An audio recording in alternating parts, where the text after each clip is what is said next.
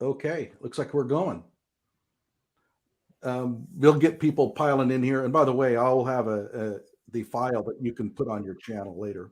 Okay. Okay. So,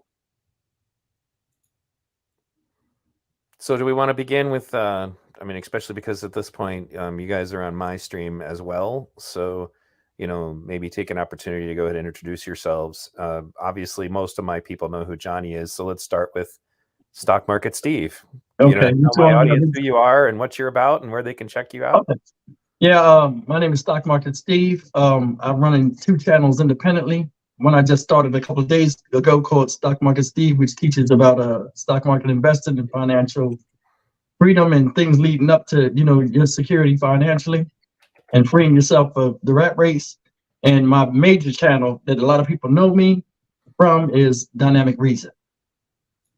Okay. And on that channel, I ain't went live in a while. On that channel, I talk about social issues that affect us as all people, not just one race, and different things of how we can be better as human beings.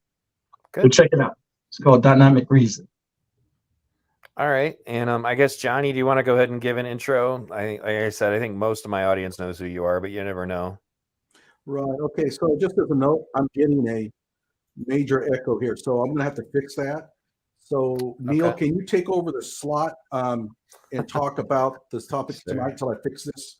Well, I was asked to come in here and kind of moderate a conversation about police brutality and was it profiling of people of color by police? Was that the other kind of point, I believe, is what I was told. So I'm going to more or less be moderating more than engaging. I guess I'll take an opportunity in case there's anybody on Johnny's stream who doesn't know who I am, but my name is Neil Kiernan. I am B Radio. I do topics, like a lot of different, current event topics. I have talked about police brutality in the past. I have talked about a lot about the Kyle Rittenhouse incident. I've talked about just all kinds of different stuff. But I'd say what would be, if there was anything to set me apart, it would more be just that I'm actually kind of from the left on a lot of issues. I voted for Bernie Sanders in 2016 and in 2020. But I also have a lot of beliefs that would be considered to be right-leaning in some ways. Like I'm very pro-gun.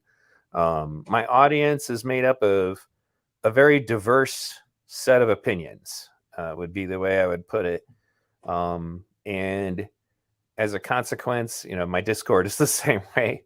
You're going to get a lot of different kinds of people on it. But in any case, wondering if is this going? I don't know if this is going live on my channel or not, Johnny. I guess you're still saying live. Yeah, I'm just wondering. It doesn't look like it's on my channel. Like it set up a video. Oh no, it did. There we go. Okay, cool. Yeah, we got it fixed. We're cool. So, in any case, so Johnny, did you fix your issue yet? Oh, Johnny. You have no sound. We can't hear you. You're on mute. He said he didn't fix his issue yet, or he's shaking his head. Sorry about that. Yeah, I'm still getting that echo. It started when we hit the broadcast. So somewhere along the line, it's coming back on me through one of our channels. So Okay, cool. I'm going to have to take a moment to try to fix this. We are now experiencing technical difficulties. Please stand by. Stock Market Steve, I guess if you wanted to go ahead and I guess begin the conversation, and I'll kind of exchange with you while we're waiting for him to fix this. Sure. A lot of my channel, I've done. I've covered a lot of stuff with the Tyree Nichols situation, and a lot of my channel has turned into more of a police-oriented channel about things like the police do and how we can be better citizens and how things involving the police affect us as a community. And one of the things that really struck me and really turned me on and turned my channel towards this type of stuff, us bettering ourselves as people all together, was you see it, you guys know how the media is. They paint a certain narrative all the time, and then they might leave something out of a story, or they want to curb the viewers' emotions a certain way. I guess to make, good television or good talking points at the water cooler or whatever. And the thing that struck me the most was I've never seen black cops do that to a black guy. And like the way they did it, it didn't look like anything under police procedure. Normally when they have something crazy like that, you'll see one cop going crazy, another cop's trying to stop him, like the policy that's supposed to be in place out there in Memphis and other places abroad in the United States. You didn't see any of that. These guys look like hooligans that didn't even wear bags. And that was the most shocking thing. And that kind of sparked something in me to be like, hey, this is something I need to talk about and I need to get out. Besides just, my feelings of how I feel, I know there are a lot of other people out there of all different races and creeds that are shocked as this as well. And I think it really brought my channel together. Okay. Johnny, are you ready to go now? Yeah, you know what it was? I was stupid. I had the actual YouTube open on another tab. Yeah. Oh. And you can imagine. And I've only done that probably about 30 times, and I still haven't learned. Yeah, I turned mine off because I was like, I want it to be from me, the interference. Right. Well, I guess, Johnny, me. Take a quick moment, Johnny, and go ahead and tell my audience who you are.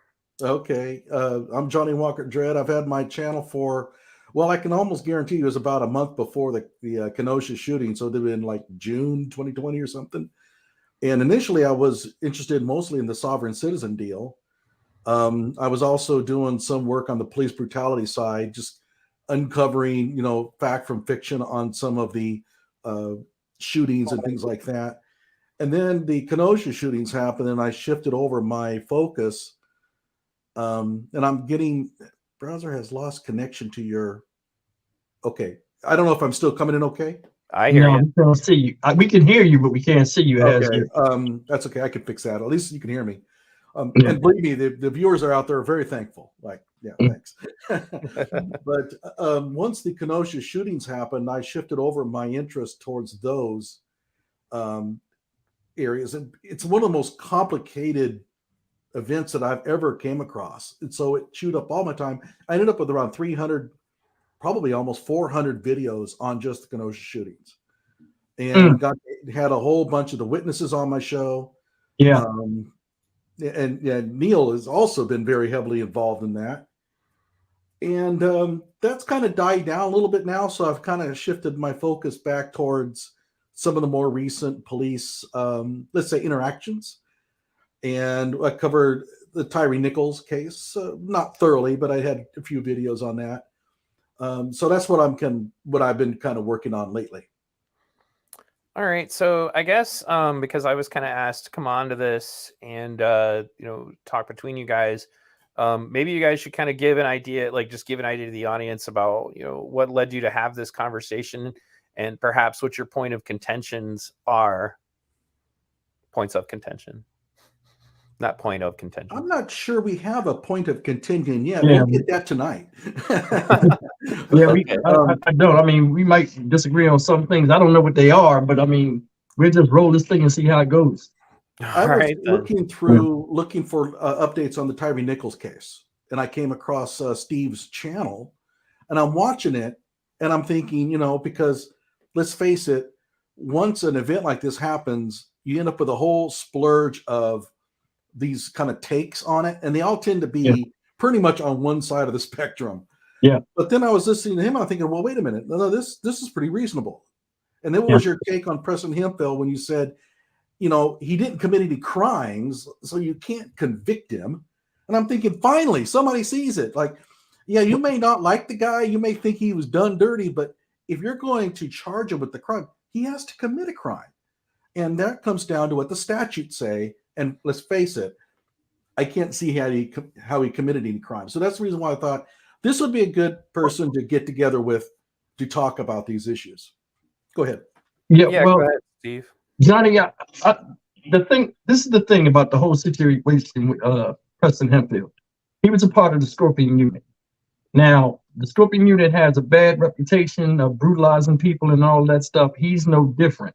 Now, as far as in that position of where he was at, the way he reacted, and the reason why I brought the Scorpion Unit is how they all reacted. Now, he wasn't doing the punching and all the silly stuff, but he still was hyper aggressive Because remember, you got 4 or 5 officers around there, and nobody has any type of gumption in their head to take control. Because you remember when Tyree Nichols was on the ground, Hempfield was holding with pressure the taser on his leg where he couldn't turn over.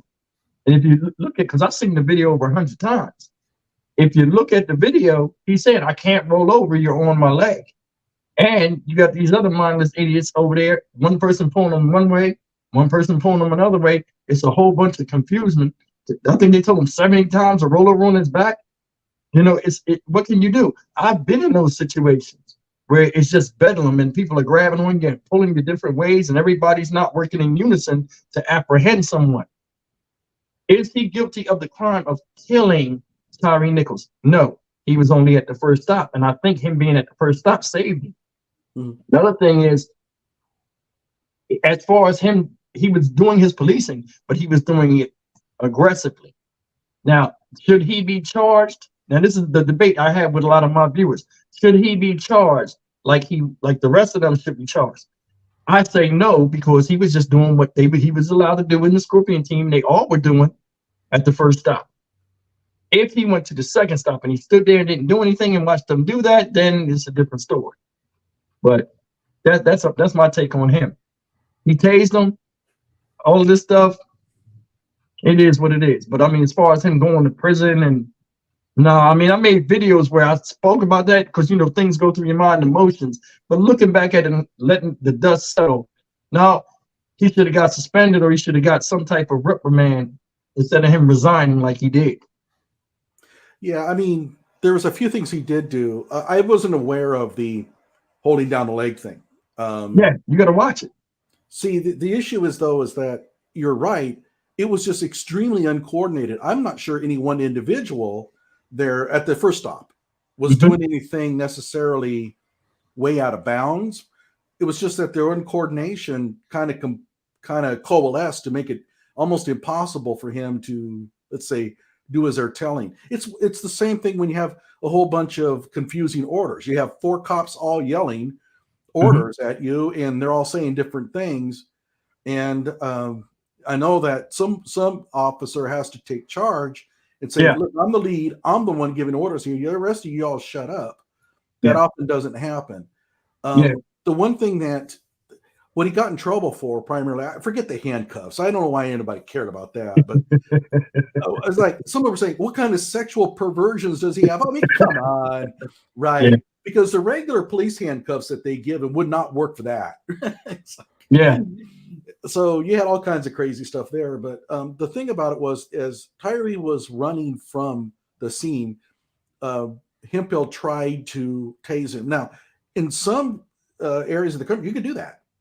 But in Memphis or Tennessee, you can't. Actually, in Memphis, that is against policy because a person running gets tased could fall down and bust his teeth out really easily, right? So there's a lot of police departments that have banned that, and he violated that rule. So he should be, disciplined for that.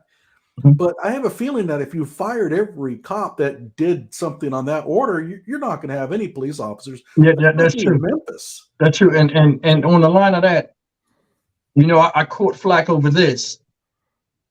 One of the things I do on my channel is trying to call things down the middle, no matter how they spark emotion or controversy. And the thing is, as far as the first stop, this is the way I looked at the first stop. I had 3 or 4 problems. The first problem I had was they pulled him out the car. He was like this. He said, all right. If they didn't jump on him on Mas, he could have turned over and nobody took control of the situation where you can see he was submissive. He wasn't resistant. Yeah, he was running his mouth, but all assailants run their mouth. Nobody wants to go to jail. They could have handcuffed them if they really put their mind to it, which sounds stupid for police officers to be like that, but it was just pure chaos that they themselves caused. That's the first thing. The second thing was I didn't like how they were talking to him. They talked to him like they were dudes on the street. It was no professionalism, nothing behind the badge. All that calling them the N-word.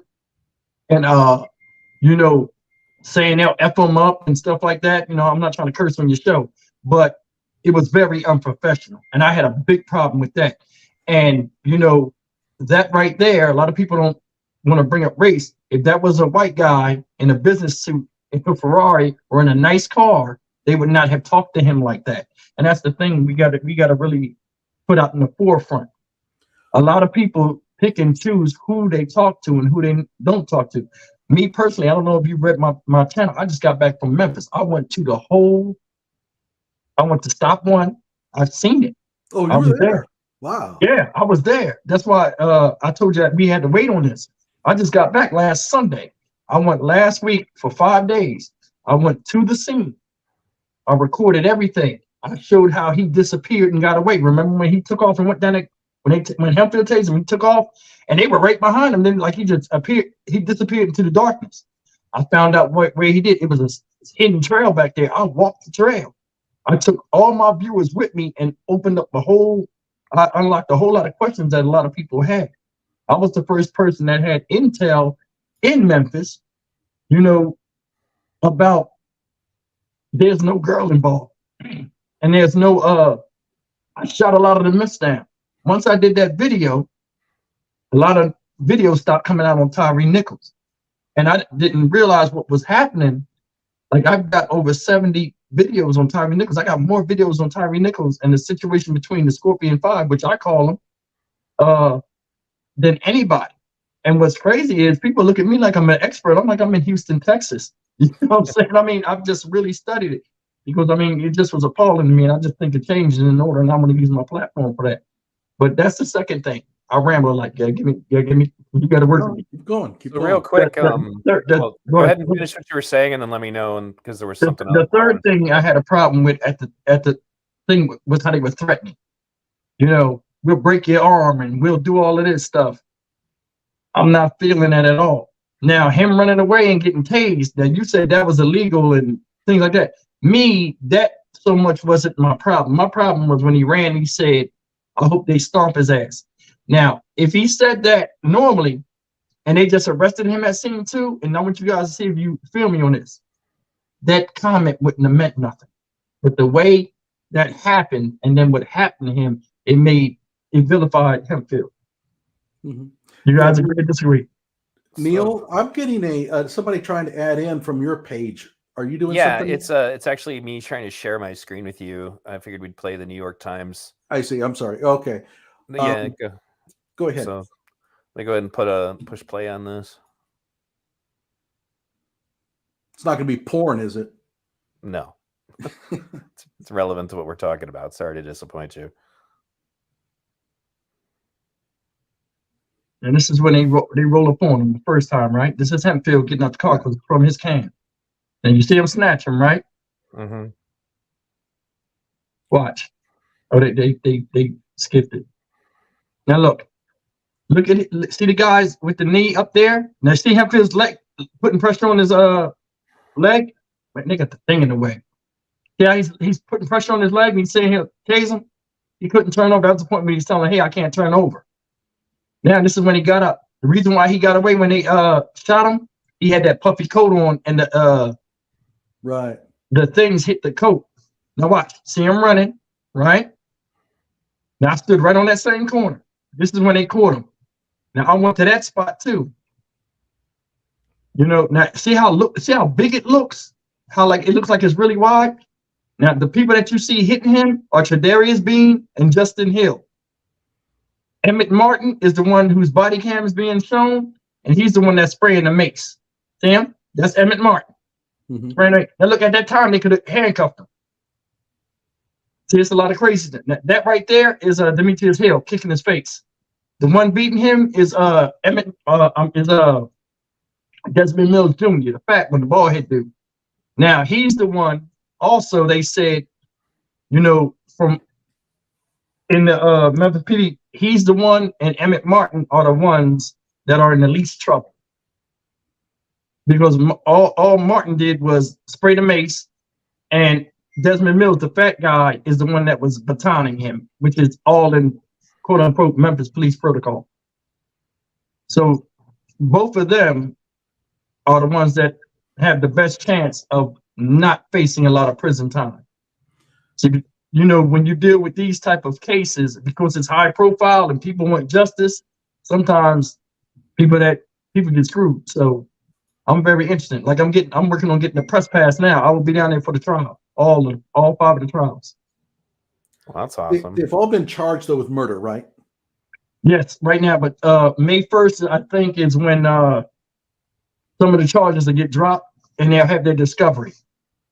Okay. Well, you've been on top of this thing. Yeah. May 1st will be, you know, it's like you get drawn in and then it's like you start rolling. And then you're like, okay, well, I guess this is my calling. This is what I got to do. I mean, I like it. I mean, I didn't know. You never know. I don't know how many subscribers you guys got, but I mean, you never know what your channel directive will go in. And that's the thing. This is the stock market channel in the beginning. Then I started talking about Deion Sanders and Jackson State. And next thing I know, we started talking about Tyree Nichols. Now we're talking about police brutality and all kinds of stuff. You never know where your channel will take you. Remember, your channel get big enough, it's not yours, it's your audience's. And, you know, I look at everybody that's a subscriber as family. So, I mean, everybody has a voice. I don't care what color you are. You make me what I am. You make the channel what it is. Everybody speaks freely over here. Like I use a lot of captions in my videos, and I tell people nobody gets a pass over here. I don't care if I'm doing a story on you, you're gonna get it. We gonna call it down the middle. No favoritism. I'm sorry. Go ahead. Oh no, just I wanted to ask some questions also just for the sake of the people listening, because I wasn't very familiar with this case, and it sounds like you are. What was he being pulled over for in the first place? Okay, this is the deal. We're just gonna go with the surface. I'm not gonna go into any deep stuff that I uncovered and all of that stuff. Supposedly, Emmett Martin was driving behind him. He's a Scorpion team member in an unmarked car. Now, on that road where he was pulled over, I forgot the name of that road, York Road or whatever road it is. That road runs for miles, and it's like 1 or 2 miles. We'll say 1 mile, mile and a half, before they got to that light where the next intersection connects to it. So Emmett Martin got behind him, supposedly at that last intersection, and was trying to get him to pull over. Now, I don't know if the car had lights on it or not, but for that mile and a half, Tyree Nichols didn't stop. Now, that's understandable for you to say, hey, somebody's not calling, stop him, because then it becomes almost a pursuit. So you would have to call in backup, if that is the case. Now, once they pulled him over, you know, at that corner, that's why he was stopped. That's when all hell broke loose. So you would know, what's this whole deal about Tyree Nichols possibly dating one of the officers' wives or something like that? You hear that a lot. Yeah. And I mean, from me and reliable sources that I have, they never knew this man. And it wasn't no using the police database to find him and use police resources by Demetrius Haley to connect him to that situation. My sources, now everything my sources have told me have been true, and I have really reliable sources that I can't say because of, you know, the trials going on. But these are not just regular people on the street that say, hey, I heard something. These are people that, you know, are in it. And yeah, Johnny and I are familiar with that problem because of the kind of. Yeah. No, I've never been. You know, people are like, oh, you're lying. No, I'm not lying. Trust me. But now I want to know. Yeah, tell us. Come on, please. No, I can't do it. I mean, because you, man. More things might come out while I'm down there for trial, and I don't burn bridges. So you know how it is, Johnny. Come on. Absolutely. I mean, I have had so many conversations with so many people connected with the Kenosha trial, but I sit on it because they didn't tell me. Yeah. So me to go blab it off. That's respectful. That's earned. You know, I don't need to spoof up a story that bad. Mm-hmm. So yeah. My audience is pretty much all in agreement that the cops really screwed this one up. I actually had to, one of the reasons I wanted to watch that is I needed to familiarize myself with which one we were talking about, because there's been so many of them lately. And I've been a little behind because I was in the hospital for a little while, but yeah, I heard. You okay? Oh yeah, I broke my ankle. It's not okay. I'm definitely not okay. I also have a spinal injury, among other things, but that's a separate issue. But that's the reason I was kind of unplugged. But now that I've looked at that, I wanted to ask you this, and this is, I think if Strategic listens to this, he's going to kind of chuckle because he and I talk about this all the time. You know, you pointed out that the officers were using the N-word. What is your take on this? As far as I'm concerned, I could go my whole life and never hear another racial slur again, and it would be too soon. Like, do you? I don't know. It just makes me uncomfortable when anybody says it. It doesn't matter who they are. What is your take on that? Well, my take is this. I grew up saying it, and I grew up hearing it. You know what I'm saying? Mm-hmm. It was in a lot of the TV when I grew up. The Jeffersons of Sanford and Son. They would say, yeah. You see what I'm saying? I'm They did 50 all years the old. time. A lot of people think I'm younger. I'm 50 years old. So, I mean, it's indoctrinated in me at that time. Now, do I say it as much as I used to? No. Now, I might get excited and be telling a story or something like that on one of my live streams where I'm doing my little comedy thing, and I might, shoot it out, but it's harmless. Now, should we be saying that word? No, nobody should be saying that word. But there are other words too that we can call it down the line. There are other words too that people shouldn't be saying. But my thing is this: change starts with all of us. Like, I don't know, like you guys said, you don't really watch my content. I try not to curse in my videos now, and I'm trying to just better myself to give better content to my viewers, because you never know how old people are listening to you, especially when you're trying to expound wisdom to a younger generation. So, but I mean, it's not a good thing, honestly. Well, you were talking earlier about the language that Hemphill used, but that's one thing that's really No, frustrating me. not Hempfield. I mean, just the phrase he used, the language they used. Hempfield never used that language. Well, on the same idea though, is that I've noticed that when police get done with like car chases, they're pulling out the F-bombs and everything. And this is not something I used to listen or hear back in the day. It seems like their profanity levels have just skyrocketed, along with a lot of other things that have gone on with the police departments. But it's almost like they are raiding your prison systems for cops, almost in the way their mannerisms. It's not that. This is what it is. A lot of cops are soldiers now, or ex-soldiers. That's something nobody speaks about. A lot of these police officers that are infantry, some of them used to be Navy SEALs. Not saying, everybody that's a Navy SEAL is not a good Navy SEAL, meaning when they get out, they want to do something for the government or something. Some of them just like violence and take these type of jobs, with the promise of being able to wield guns and stuff like that. A lot of them are ex-military. There's more ex-military now in the police force, I believe, than it has ever been. I'm military, ex-military. I can tell when somebody's ex-military or not. And every time I see these kind of crazy cases with cops doing silly stuff and barbaric things, a lot of times they're military, especially with this war with, I think the Iraq war, Iraqi freedom and all that stuff, and then the thing with Afghanistan and stuff, I think it changed a lot of how Americans came back. Remember, like they say, a lot of people came back from Vietnam on drugs and stuff. A lot of people came back from these wars, these recent wars in the Middle East, because they live by different rules. They came back with more violence centric than anything else. Seeing videos of people being beheaded and crazy stuff like that, it does something to you. And can I comment on that? Sure, go ahead.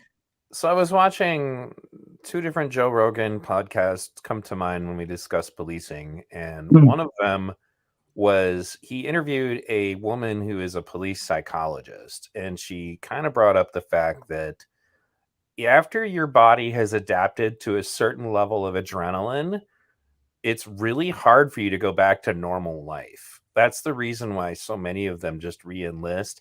It's not always just like an obsession with violence itself. It's just that you go try to live like a normal civilian and you're always nervous. And, like if it's suddenly really quiet all the time, quiet means I'm about to be shot, Yeah.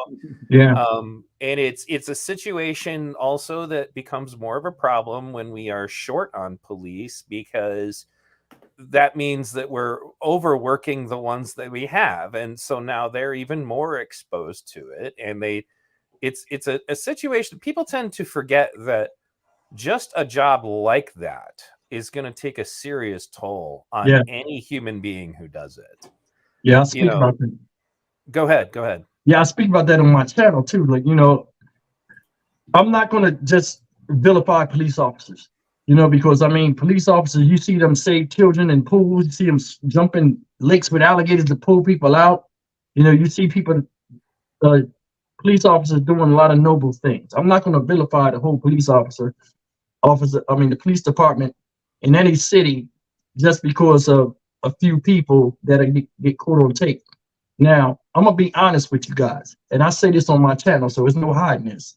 I couldn't be a cop because, number one, I have a temper and I have no tolerance for silly stuff. You know, the situation that, I don't know if you guys seen a video or heard the news about the guy that stabbed his girlfriend in Florida over 100 times last week, and then took his 2-year-old son who witnessed it, ran across the street and threw him in a lake, an alligator-infested lake, where he drowned. And then the next day, it was a manhunt for the little baby. Come to find out, they see an alligator walking down the street with the baby in his mouth. Oh, Jesus. Yeah, and it's like, if you're a cop and you see that, how does that affect you? Officers get PTSD like everybody else. Remember, it's still a human behind that badge. You know, and it's like, you know, you have to take that in consideration. You know, like I said, I couldn't be a police officer because I watch a lot of the police officer videos on YouTube behind the badge and code blue cam or something, code blue cam. Mm-hmm. And a lot of times the cop didn't even do nothing. The person just unruly. You know, and I'm like, man, he did better than me. I'd have been like, what? You know what I mean? Right. So I mean, I can't. It's like an athlete. I can't talk bad about somebody that can do something better than I can sometimes.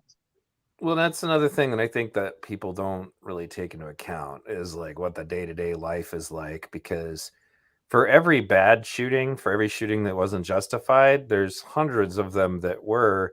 I usually tell people to go watch the Police Activity channel. Take a look at an hour of your day. Too.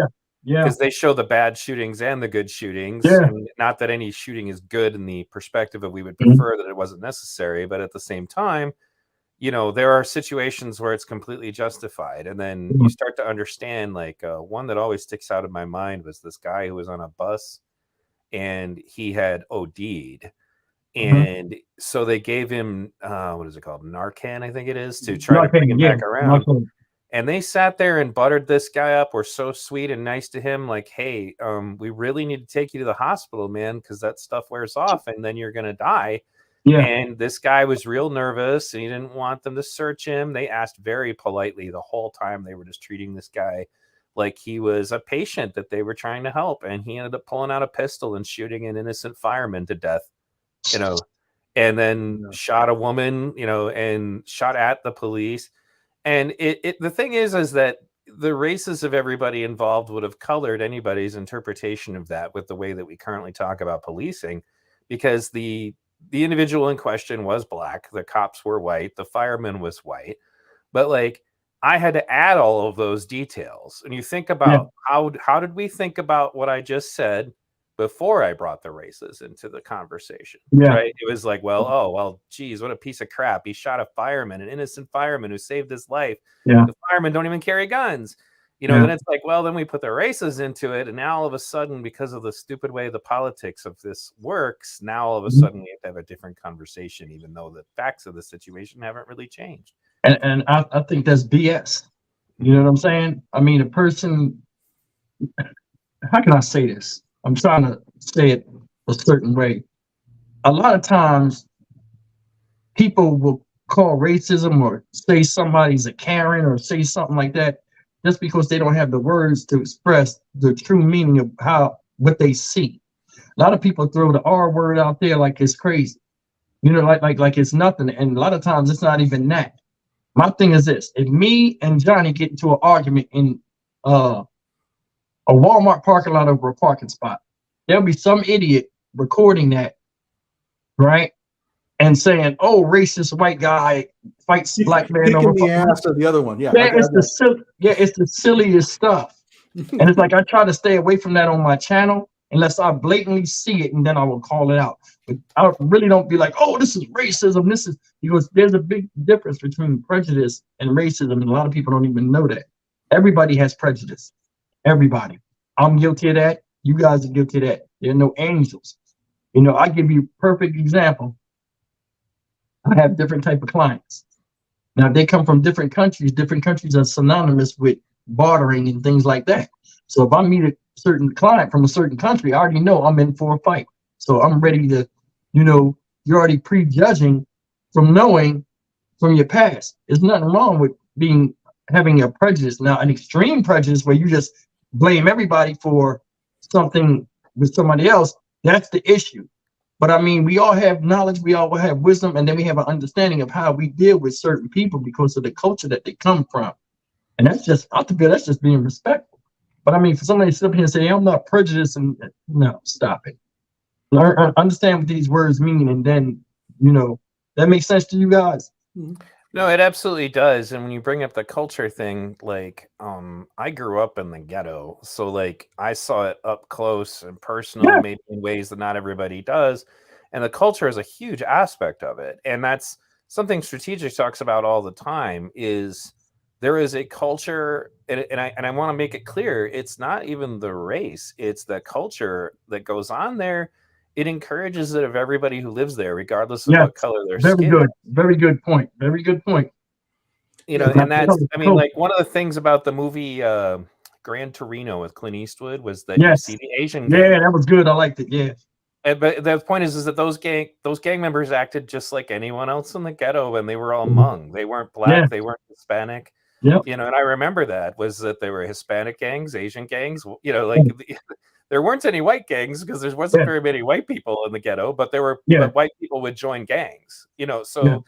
That culture of itself is a real problem, and it unfortunately is something I don't really feel gets enough attention. If you're Yeah. going to have a culture that venerates crime and criminals and kind of mocks people for getting a job or getting an education, what's going to come out the other side of that? Yeah. But see, you got to remember something though. Those who commit crime, somebody capitalizes that higher up. You know, I talk about that all the time as being an inmate and stuff like that in jail and federal prison.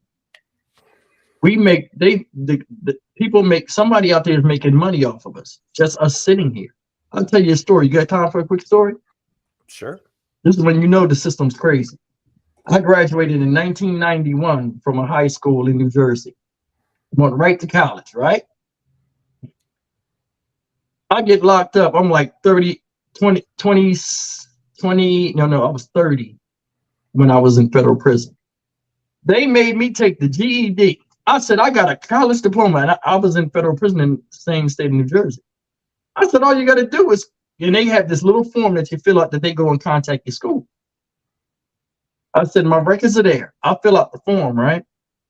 Yeah, like about 3 days later, they're like, oh, that school replied back. Oh, no, they haven't replied back, so we're going to put you in this class. I said, so you're going to sit in there and make me do GED work? I was kind of insulted, but you know, as a prisoner, you don't have no rights. But I'm still thinking, you know, from the intelligence standpoint, hey man, look, I'm not doing this. They're like, if you do it or you don't get out. I was like, are you serious? So I wound up doing it, right? While I'm doing it, and the course was about, I think it's about 2 months, 8 weeks or something. In the middle of me doing it, I keep going back to the office, like, hey man, how long I gotta be in this class? But they had like 4th grade math. It was like really nothing, you know, to me being a graduate. And I'm like, how long do I got to do this?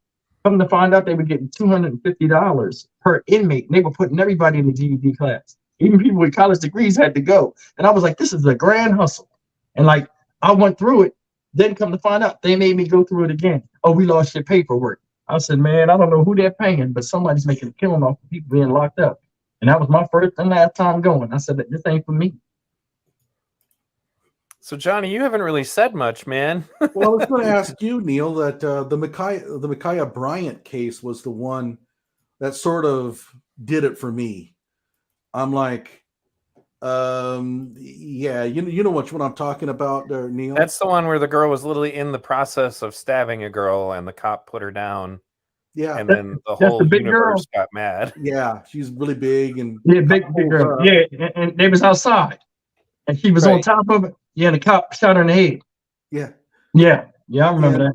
But I watched the reaction to that, and it's like, wait, he kept her from killing another black girl, and I was thinking, this is it. this is sort of the proof that with a lot of these people, it's really just a matter of turning it into a race thing at all costs. Yeah. To them, it has to be a race-based deal. I mean, well, Neil, you talk about it. I mean, I know you've had some opinions on this. Well, the problem is that, well, for one thing, you talked about making money. There's another angle on that. And like I did a whole stream called the Black Lives Matter Cash Enterprise using dollar signs with all the S's, just talking about the different ways that some of these people have capitalized and often at expense of the actual families of the victims. Yeah. And, and it to these kinds of people, it's almost like I remember, for example, in one community, they did a barbecue where they brought the police and the people together to try to create a community police situation where they were familiar with the cops. And, and Black Lives Matter hated that. They openly condemned it on their Twitter. And this is before we find out that, Patrice Cullors is paying her baby daddy under like almost $1 million for quote unquote creative work. But they didn't. It's almost basically what it comes down to for me is that it's almost like some of these people, it's not in their best interest if we solve this problem. In fact, it's better if they're capitalizing on this, that we have as many of these racial problems as possible. Go ahead. But the thing is this, the way I look at the racial problem nowadays is it's a recirculation that has to be recirculated by certain people to make profit. While we argue about black and white, somebody's making green. That's the only thing that matters. And that's all over the place. And if you sit back and take the emotion out of a lot of things that you see, strategic eyes, Jesus Christ, this is a discussion I wish I could join. I'm sorry. You understand what I'm saying? Yes, no, I understand exactly what you mean, man. A lot of people don't understand. Hey, you black, listen, I've been around. I've been to different countries. I've been to different states. I've been around all type of people. I've been around the poorest poor. I've been around the richest rich. You know what I'm saying? I've got wisdom from people that are on the lighter skin white spectrum and people from the darker skin spectrum. I've lived around and alongside people of all races and colors, and I understand something. Character is what connects us. Color is not. And that's one of the things we got to stop. We got to get out of. You know what I'm saying? If I see Johnny or you in the street and you guys needed help or anything like that, and I knew you guys as people, I don't care what color y'all, I'm gonna help you. In every man, regardless of what color it is some type of passion and there's some type of respect for another man. You understand what I'm saying? Now the character of that person will bring the connection once we get to know each other, or it might take us away because we might not be each other's type. But it's always that connection. Like me, I talk a lot about the men mattering in society. It's like they're trying to phase us out. And the thing is funny, I don't even want to talk about race no more because nowadays you're seeing white folk doing the craziest shit too. And it's like, I don't know what's going on. And I said this in my videos as of late. A long time ago, you could almost put the color to the crime. Nowadays you can't do that shit. A long time ago, they would say, hey, somebody shot up a place. What's the first thing y'all would think? Oh, it was a white guy, right? Can't do it now. Can't do it now. I mean, you don't know what the fuck's going to happen. You can go to Walmart and get napkins and get shot in the ass. One of the problems with the current wave, because again, I'm a left-leaning guy. I was part of Occupy. We protested against police brutality at Occupy. But it was like, one of the things that is a problem now with, if you go back to the original critical race theory documents, and I don't mean like Fox News, Tucker Carlson or whatever, I mean literally reading it. It states that race consciousness is important. Like they want us to be thinking about our race all the time. So therefore, we're all dividing ourselves up by skin tone in every social interaction we have, even when it isn't appropriate to do so. And I watched it systematically destroy the Occupy movement, because then we were all divided up into our groups. We weren't one unified tribe, And one of my longtime viewers in my channel right now, in my chat, he says, what about the argument of the tendency of humans to divide themselves by race will always be exploited by those who can gain power by doing so? And that's absolutely correct. And the funny thing is, it wasn't a right-leaner who told me that the first time. It was actually a socialist who understood that he felt that the poor would be divided up by these arbitrary, stupid labels to prevent the poor whites, poor blacks, poor Hispanics from unifying against like the super wealthy. And when I say that, I don't mean like the mom and pop middle class. You talk about the 1%. Right, the 1%, exactly. And the problem that I see is that now we're race conscious about everything in ways that is just silly, and I hate it, because like Yes. I live a diverse life. I help coach a wrestling team that my son is like the only white kid on. Like it's like, Yeah.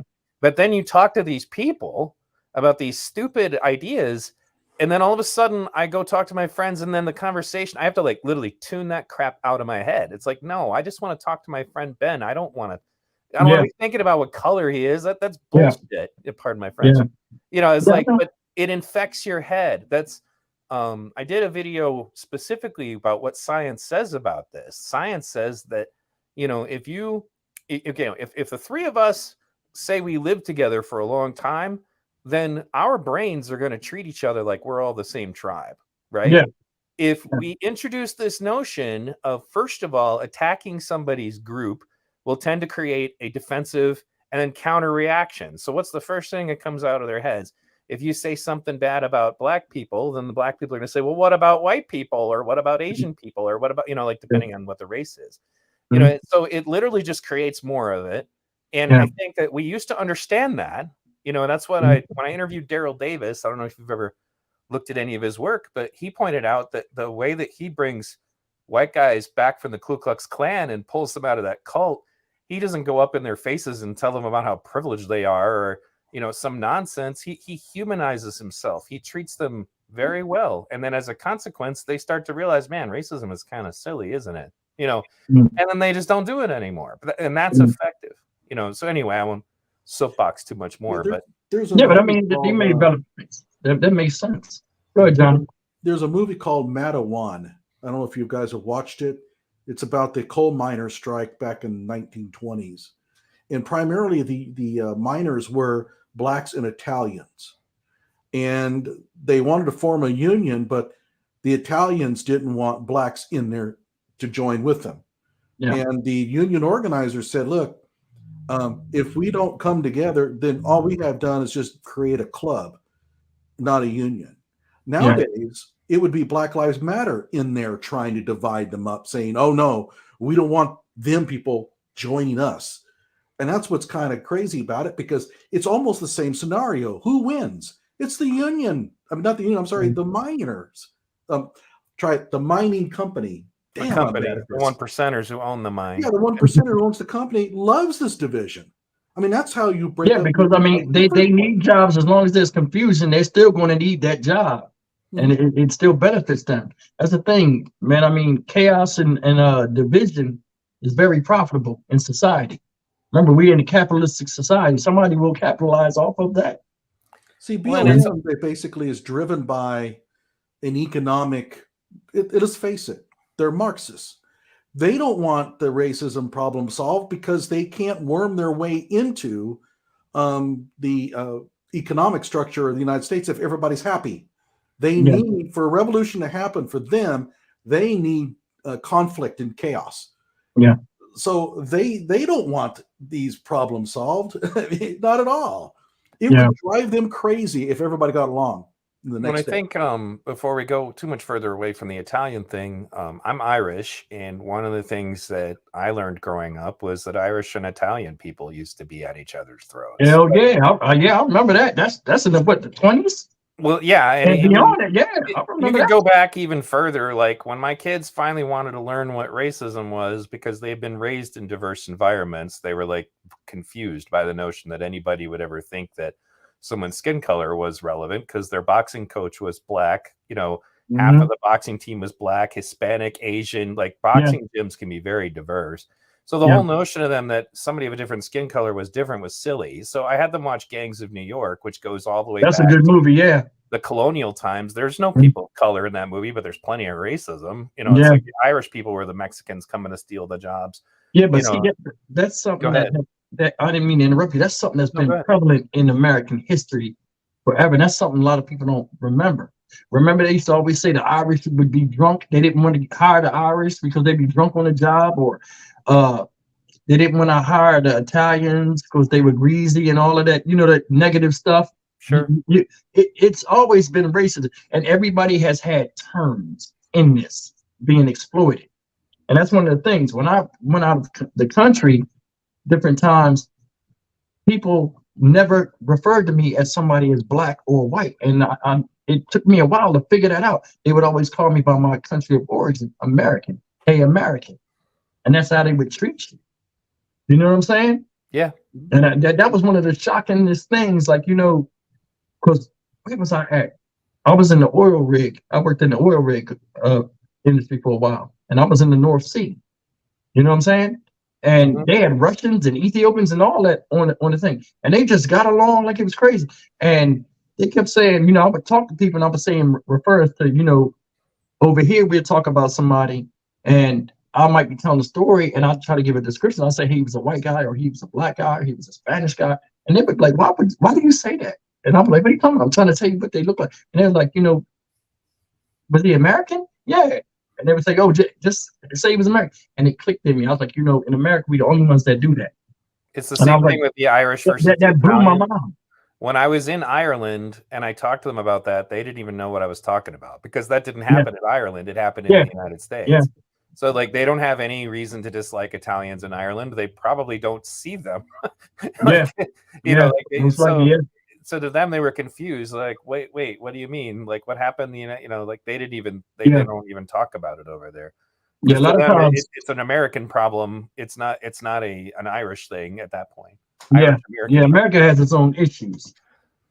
Yeah, my granduncle was really prejudiced. I mean, he from Oklahoma, right? I mean, oh yeah, I lived in Oklahoma. I know. You know, 1920s. But the population he really hated, Italians.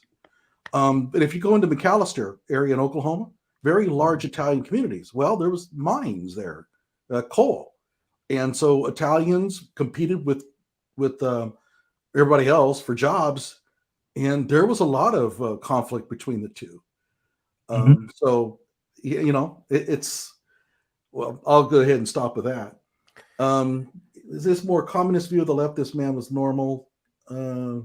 I'm not even sure what he's getting at there. Yeah, okay, I'm not quite catching it. Okay, let's see here. Here's the most recent one. There's some point Strategic Eyes is making in my chat. I'd like to read if that's okay. He said that. Go ahead. I mean, Strategic, would you like to join on? He's unfortunately literally at work right now. Oh, okay, never mind. Sorry.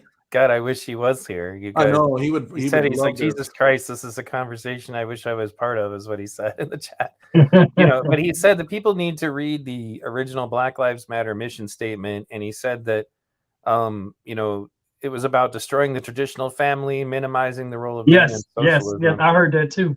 And that's so damaging to people in the ghetto. And again, I say that collectively because, like, I have a sister who was raised there younger than me, so she has that value system. So she's got kids by multiple men, and dad's not in the house. You know, it's like, so that's a racial stereotype to some people, but now I'm like, no, it's not. No, that's a cultural, a social stereotype, right? And that's and the point was just that I remember going to school.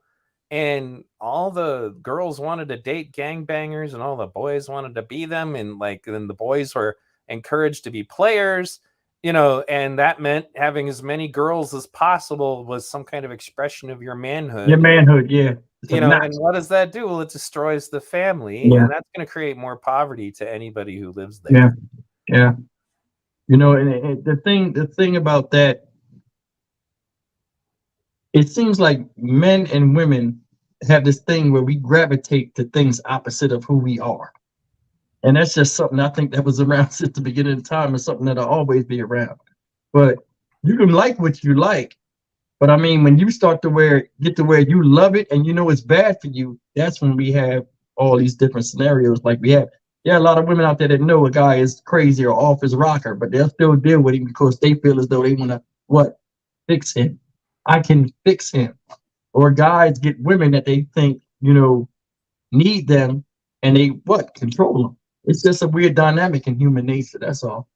Well, I agree, and it definitely transcends a lot of things. I guess though, to get back to the topic that we're supposed to be talking about, Yeah, we started getting um, off of right. I mean, it's a fantastic conversation. I almost had to cut myself off from going on. Hey With guys, can I run to the bathroom real quick? Let me jump off.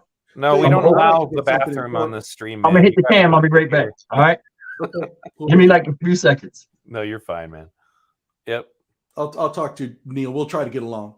Good. Yeah, we'll try. It's tough. You'll leave me alone here with Johnny, man. No, it's fine. Yeah. No, this is a fun conversation.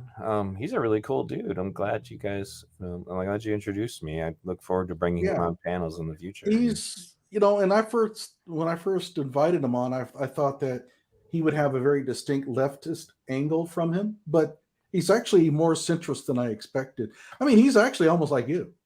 Yeah. You know? That's well. In addition to the fact that he acknowledges certain problems going on in the community, and and that's important. But but he said he's 50. That's crazy. He looks so young. Yeah, he Like, does. he doesn't look like he's in his 20s or something. But I probably would have put him at maybe his 30s. Definitely not 50. But that's wisdom that comes with age, I guess. But it is, But regardless, kind of a moment for station identification. You're listening to V Radio and Johnny Walker Dread in our conversation with Stock Market Steve. So, I guess while we're waiting for him to get back, what do you think is going to happen with this Trump indictment? I have no idea. I have no idea, and a lot of people think I catch it all the time on Twitter. They say, "What's going to happen now that your boy's been arrested?" My boy, I never was a Trump fan. All right, I'm back. Oh, no, me neither. Yeah. All right. Good. He's back. Yeah, just to finish off that thought, we were talking about the whole Trump thing, and Oh. I found it to be way too uncouth and undiplomatic for me. So a lot of people just think that I'm a Trumper. I'm not. Never have liked him. I'm not really into politics like that, but I mean, I paid attention when Trump was in office because I just found him hilarious. I mean, he is funny. Yeah, he's funny, man. Like, especially the debates. I was looking forward to them debates. He be saying some crazy stuff, man. But as far as, I don't think anything's going to happen. I don't think nothing's going to happen with him. Like, I just did a video on that, his indictment. I think it means nothing.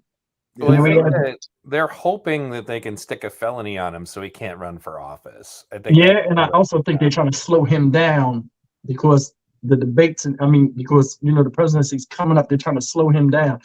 Really, I think it's going to backfire. I think that it's really going to propel him because, people on social media make memes and all this stuff, and the presence of Trump grows. He talks a lot. As soon as he gets out of this, like today, I was watching on CNBC. He was talking and he was getting donations and support Trump, and he was driving away in a motorcade, and you could hear people on the thing screaming, "Trump, Trump, Trump." It's like all they're doing is enhancing his gangster. You know what I'm saying? So right. I think really this is going to backfire and like blow him back up to where he wanted to be. Now, I'm not saying he'll get elected again. I definitely don't think he'll get elected again. But I mean, we'll see if anybody brings it up in any of the debates, and we just watch and laugh as usual. Getting back onto the police deal, did you follow the Jaheim McMillan case at all? No, okay. I didn't follow that at all. And the reason why here's one thing that really fascinates me about these events is the willingness of witnesses to just fabricate stuff out of thin air just to get somebody convicted. This is a serious problem. Yeah, it is. For example, with the Michael Brown case, where we know that witnesses fabricated testimony to try to get the cop convicted because they admitted it. Yeah. And so we have a case in Mississippi where these 3 kids robbed the night before the event. They robbed this car of some guns. Okay. And the next day they're out driving around and they're pointing the guns at people, and the police get a 911 call. So you see the cop pull in, these kids pull into this Dollar General, and the cop is right behind them. The cop pulls up, got the lights on. The kids start to run for it. Well, 2 of the 4, there were 4 kids, sorry. 2 of the 4 kids start to run, both of them with guns. One of them made it around the corner of the store and was apprehended later. Mm-hmm. The other one started going that direction, turned around, big mistake. Because as he turns around, he's running towards the front door. The cop opened fires on him, kills him. Okay, so it's a police shooting, justified or not? Well, we can argue that. That's not really what really rankled me. What happened is that there's a couple of guys who didn't even see the event, started telling people that, well, that kid, he came out of the store and he had his hands up and he didn't even have a gun in his hands. Others started hearing it and they started repeating the same story. Ben Crump got involved, and I don't know how you feel about him. I cannot stand him because he just, as soon as he gets a hold of this, he doesn't care about the truth. He needs to stoke the fires, right? And so he got involved in this, telling everybody that he was unarmed, he had his hands up and all that. And it turns out, body cam comes out, nah, Shaheem had a gun in his hand, all right, you know. So, and this is what bothers me so much is your willingness to put a man behind bars, probably for the rest of his life, to soothe your conscience about race? Yeah. I mean, Well, just like we saw with the Kyle Rittenhouse issue, when you get to the facts of the case, that was irrelevant to a lot of these people. And you share the case, you share the facts, and then they're still immune to it. It's because we become so tribal. At that point, and the example I usually give is like you're playing volleyball in gym class in middle school or something, and the teacher calls a point for the other team, or no, I'm sorry, for your team, and you know the ball was out, but you don't want to say anything because you want to win. Like, you know full well you don't deserve those points. And if anybody tries to go, well, wait, that was out, they'll go, shut up, man. You know, like, and that seems to be how so many things are handled. I mean, like, the Twitter files come out, and all we can do is take a big dump all over Matt Taibbi, who's been a left-leaning journalist of the highest caliber his whole life. But we need to attack him ruthlessly because how dare he tell the truth about what's in the Twitter files? You know, that was one of the things that put me at odds with the current left, because I'm not doing that. I'm not into lying. I'm not gonna, and if they're lying about something, I'm gonna call them out on it. My thing is, I can sleep at night doing that as a grown man or a grown woman, as a grown up. I mean, you're teaching your children a certain thing, how to be, but you're doing the exact opposite in the presence of people that you want to respect you. You know, it is what it is. I can't respect that. Well, like Jussie Smollett. What's your thoughts on that? They still support that guy. Like, hey, we're talking about his favorite actor here. Come on, Neil, take it easy. I ain't my favorite actor. Looking back at it, I don't respect it. I mean, the way I look at that is this. Like, I say this on my videos too. I look at that as a long time ago, like, say, like you had when, you know, back in the early days where somebody would be having sex and then they would get caught, you know, and they would say a black guy came and raped them because it was the easiest thing to say. And then, you know, just to get it out of it. I look at the same thing he did as that, but using it as, you know what I'm saying? And that's why I don't like it. Now, my thing with him is I don't even know why he felt as though he had to do that. Like, I mean, you needed attention that bad. And then, like, and then the story was so stupid. What did he say? Some Africans did that to him, some people from Africa or something. Africans don't even bother nobody that. There's like a gang of Africans that came and attacked. What did he say they hit him with? He said it was white guys, but he claimed that it was 2 white guys wearing MAGA hats that were Trump supporters. Oh, who were apparently walking down the street of Chicago, apparently. And they attacked him. Just randomly encountered him because this guy is a movie star. He was a movie star, right? He had money. Right. What area do you think he was in? There's some people. Come on, stop it. Keep in mind, it was 2:00 in the morning, and it was during the Arctic freeze. It was probably 10 below. And he's by himself, a movie star, a celebrity walking by himself down a road with 2 dudes with MAGA hats. Man, give me a break. I can't even explain. Well, here's what bothers me about that. It's one thing, you know, to craft some story on the spur of the moment. and then later say, "Oh man, why did I say that for?" I mean, that can happen. It can happen to any of us. But he planned this, and then he went on these shows and tried to sell it so hard. I'm thinking, dude, I mean, That's not right, and that's the problem I got with it. Like, I mean, that's not well, but it's not manly. Like, how do you want respect? Like, I mean, honestly, would you ever take anything he say seriously after that? You lose respect in the eyes of your peers, like other men and other people that know you. Like, this will always stain your reputation. You know what I mean? And it's a bad stain too. That's a stink that won't never go away. But the part that's the most confounding about it is that the Black Lives Matter public account still supports him and says that cops lie and that that's their excuse for it. And then there are prominent activists all over the place that are still supporting him, even though he's as guilty as a cat in a goldfish bowl. Like, it's so obvious. But again, it comes back to being tribal. They need him to be innocent. At one point, I was watching a show called The Real, which is kind of like, it's basically a bunch of girls talking about politics. It's horrible. And one of the girls literally says, well, it was, she was so mad that they were talking about Jussie Smollett being guilty because she's so caught up in the race story, and so for her, it was more important. She was like, well, it was low key noble that he did that because there are real hate crimes. And I'm just like, that ain't got nothing to do with the situation of blaming somebody else right. In a way, that's a hate crime. Yeah. You know what I'm saying? You had to pick somebody to hate on the opposite color of you and then put the blame on them. Man, look. By the way, the lady you're talking about, Neil, is especially repugnant. I've never, I don't think, experienced somebody so vile in my life than that lady that's on The Real. I forget her name. She's one crowing about her master's degree. It's like she did the documentary Everything's Gonna Be All White.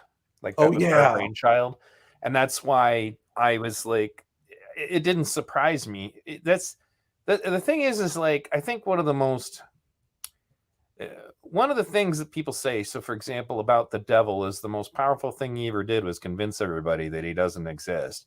So if you tell one group of people that racists of their color don't exist, all we've ever done by doing that, by telling people of color that they can't be racist, is encourage them to be ridiculously racist. And that's what happened to her. Psychology, now she thinks no matter what she says, no matter what she does, she can't possibly be doing anything wrong, and it's encouraging so much rancor, and it's by no means making racism any better. That's for damn sure. Yeah. Oh, by the way, I have a quote for us to ponder here. This came out in the news just today. We have to guess who this is talking. All right. Okay. It says here, we need additional and ongoing support from the Department of Justice to arrest and prosecute drug dealers so residents, families, and workers feel safe in their neighborhoods. And I'm thinking Grady Judd, Florida sheriff, right? No, this is the mayor of San Francisco. So, funny story about that, okay? The San Francisco had a district attorney who was very woke, and it turns out that his parents are literally weather underground terrorists from the 60s. And so he went into politics and then got elected as a DA, and then he just starts turning all the criminals out on the street. And so as a consequence, the people of San Francisco got so sick of it that they recalled him, and it's just funny that you brought up San Francisco. And like, yes, that obviously is the situation, I guess. So I guess my question to our guest, relevant to the issue of police brutality, is that what are your solutions? What do you think we should do to improve the situation in the United States? About, profiling obviously is an issue, but just in general, I mean, as we pointed out about the case we were discussing, these are African-American police officers. Yeah. Were they engaging in profiling? What would their motive be at that point? Well, the way I look at it like this, it's a two-part question, and I'll answer your latter question first about the 5 officers. I just think they took it as, he's black, we can talk to black folk a certain way. And, it's like that. People deal with people a certain way. especially when they grow up a certain way in a certain area or a certain neighborhood. Like I give you an example. If I'm in a bad part of town, now that part he was pulled over in, guys, it's not a bad part of town in Memphis as far as what I heard and what I've seen. They pulled him over. It was more of him being hard headed and them saying, okay, even though it was a good neighborhood, he's not from there because people in that neighborhood respect the law and order authority and wouldn't keep driving like he did away from Emmett Martin. So they took it as he wasn't there and they dealt with him accordingly. That's why I think they dealt with him like that. That's the first thing. And the second question you have is how do we get back? I think two things have to happen. I talk a lot about fathers and all of that stuff. We need to start bringing fathers back to these homes, and the first thing we have to do with that is show the importance of a male in a household with children with a woman and the interaction between the two in a peaceful way. That's the first thing. You know what I'm saying? Because nowadays, no matter what color or creed or race or whatever you guys want to see it, we're seeing everybody getting tore up out the frame by a lot of police that have a military background because they're taught about respect and obeying authority and law, and they're up there arresting people now who've not been introduced to that, and they're doing crimes against a lot of stuff that these police were taught to respect. So it's one of them things where it's a clash of titans, and it's going to always constantly be violence on that level. Now, another thing is, as far as that, the way we fix this, in the second part of that question, is I think community policing needs to really be enforced. Like you were saying earlier about the barbecue and bringing police and stuff together. A lot of stuff of what they're being taught now is made to vilify people in uniform, no matter what color they are. You know what I'm saying?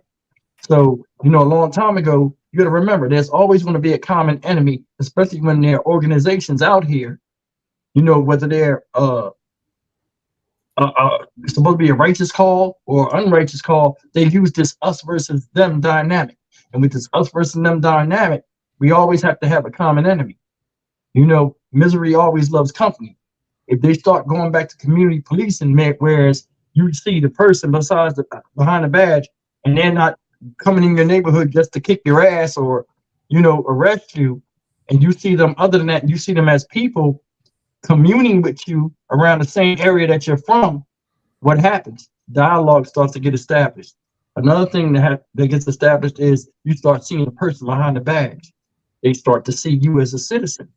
They get a feel for one another. That's how guys interact. We bust stones and go back and forth. And dialects and all this stuff, we start to develop some type of relationship outside of my job and outside of me seeing you as somebody I'm being called to do something about. And I think that's what they need to do. Like Memphis is talking about doing community policing. They used to do that in the 70s when I was young. I was one of the fastest kids in my neighborhood in the early 80s. Cops would bring rookie cops around there and take wages. Hey, I bet you can't catch this kid, or you can't beat this kid. This kid can race. We'd line up in the street. Now I'm 14 year old, and I'm beating people that say they was track champions, and they would place bets. The cops would come, 3 or 4 cop cars. This happened like 5 or 6 times. They place bets and give me $20. You know what I'm saying? I mean, and like I knew them by name. They knew me, And it's like when people know you, a lot of times they can give you the benefit of the doubt when they're coming up on the scene and you're into it with a cop that you don't know. So I think that we have to come back to community policing and see beyond the badge and have them see us for who we are too. Because a lot of times when you're called into a neighborhood, you get to see a lot about how the neighborhood is and see the people that are there. And it helps you a lot of times in your police investigations and when you're on call going there. That's what I feel. Well, and I think that there's a very vital point to this that I've pointed this out to activists many times, and they don't, for some reason, they're not interested. But it comes down to this: the sheriff is an elected position. Yep. And the mayor, you could very easily make who he appoints as the chief of police a very critical part of an election. You could put pressure on him to who he's going to appoint. And those are elections that they can't be gerrymandered. They don't really have a lot of corporate money in them. And I bring it up all the time. I'm like, if you guys are so concerned about policing, why aren't you engaging with and, endorsing candidates for sheriff and making your mayor That's a good point. appoint police chiefs that are going to do what you need? They don't Yeah. do that.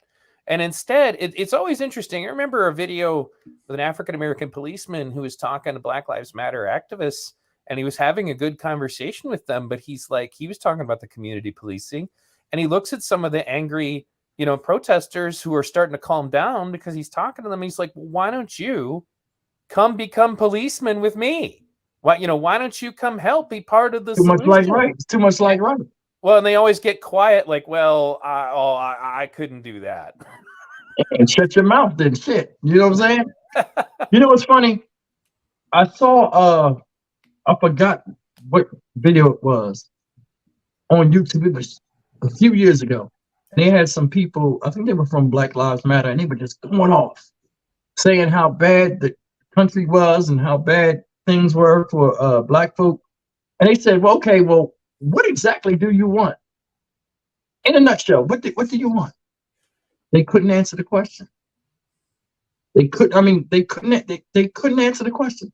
They said in the simplest form, what is it that your movement wants? And they couldn't answer the question. And that the reason why I brought that up, because I really don't deal with Black Lives Matter or anything like that. I'm not saying I hate, like you got to be careful when you say certain things nowadays, which I don't like neither. That's stupid. This whole cancel culture. Right. But just the whole organization, I don't really comment or deal with that, But my thing is certain organizations that are out here. I'm not saying Black Lives Matter already. They don't vet people. They just let anybody join. It's no type of I don't want to say a test, but like, they don't teach a certain way. Okay, this is who we are. To say you're with us, you have to have these beliefs. No laws, bylaws that everybody should follow and know them.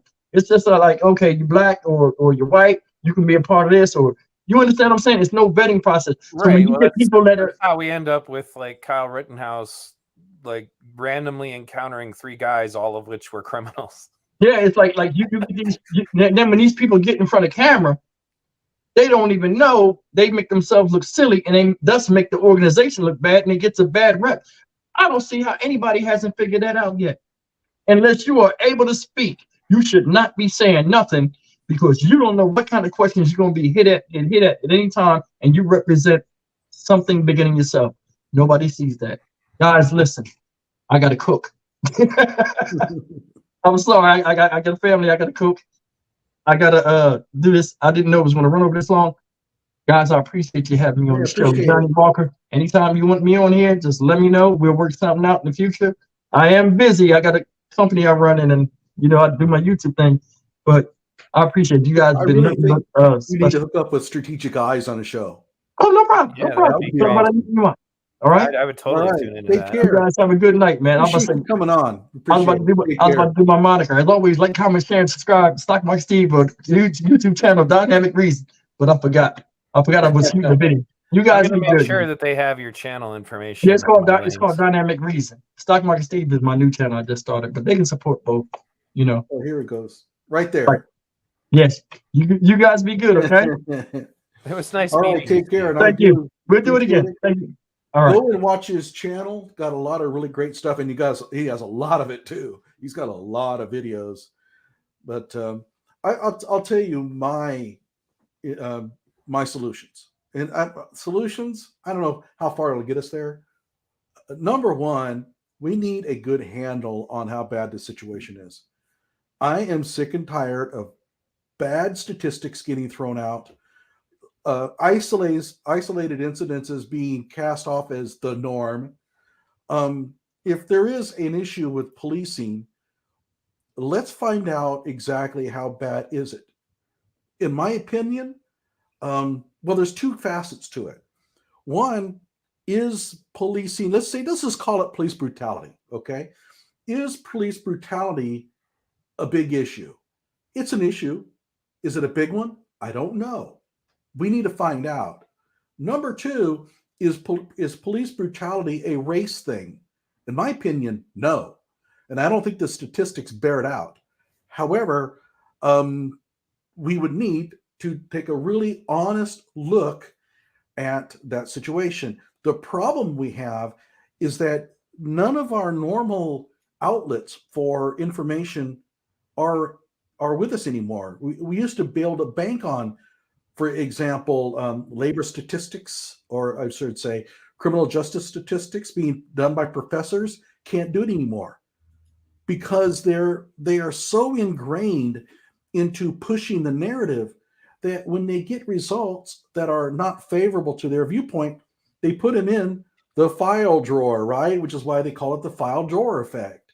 Right. So, And if you bring those up, if you bring up those inconvenient statistics, whether it's about trans athletes in sports, people of color and police brutality, if you bring up the truth about those things in a way that they don't care for, then you're immediately labeled racist or transphobic or homophobic or whatever, you know. Well, I just had a video I posted about a week ago on this professor in Florida that they fired because of something like this. And they are going to have to give him his job back. That's been ruled already. And he's going to be suing for a lot of money because he was fired for just voicing his opinion on one of these issues. And this was a tenured professor. I thought tenure was supposed to protect professors from this kind of thing, right? Right. No. So he's going to, and by the way, when he sues the university for like a lot of money, this is a public university, who is going to pay for that? Right. Students, right? Right.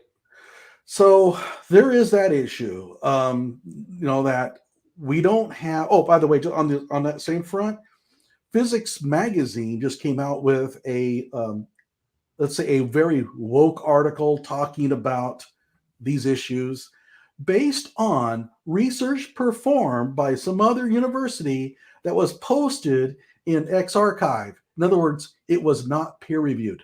It was just posted on a public database.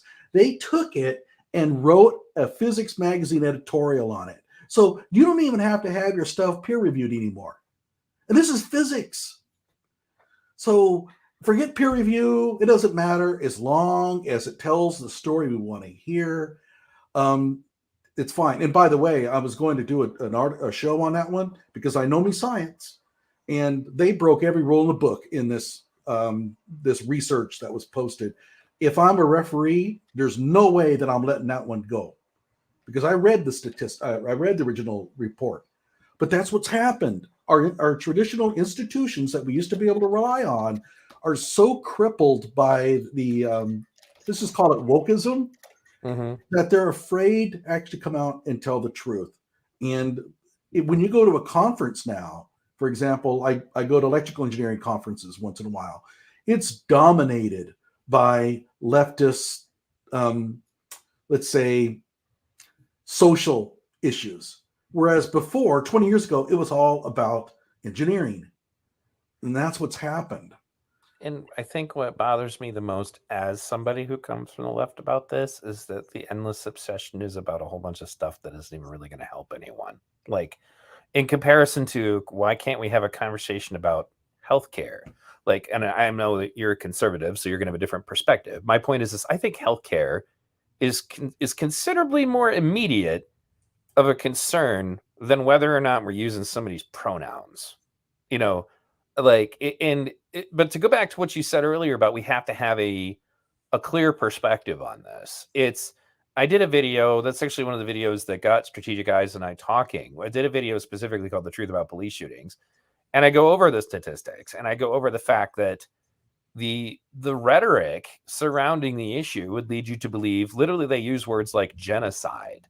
And I'm like, so 259 people of color, Black specifically, were killed by police in 2019, a number not adjusted for shootings that are justified. And out of literally millions of police interactions, this is the least efficient genocide in human history. Like that's, and I go over the other real quickly. The other thing is that stuff like the things that kill way more people, like literally gallbladder conditions kill more people than cops do. I don't even know anybody who's died of a gallbladder condition. And you hear it all the time when they say, you know, you can't even drive through Oklahoma now. You have to be very careful. Oh, come on. I mean, we have black people who drive around in Oklahoma all the time and they don't get shot.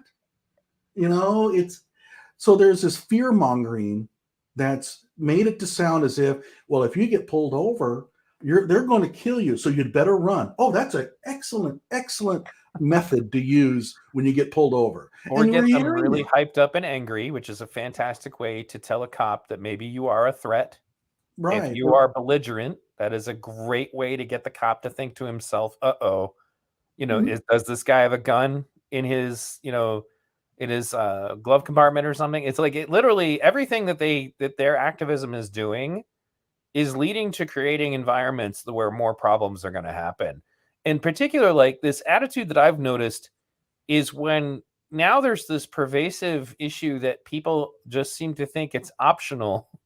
You know, if you don't feel like getting arrested, then just resist arrest. And that it creates this new attitude where people are like, well, if I don't agree with what the cop is doing, I'm just not going, you know, so I'm going to fight this cop, you know, and that's going to cause so many more problems. That's when it just starts to, that's one of the things I forgot to mention, you know, to your guest, was, as I've said this many times on my stream, I just came to a point where it started to feel to me that whomever is changing the way racial activism works is probably diabolically racist, because everything that they are prescribing is making the problem worse. It's not making it better.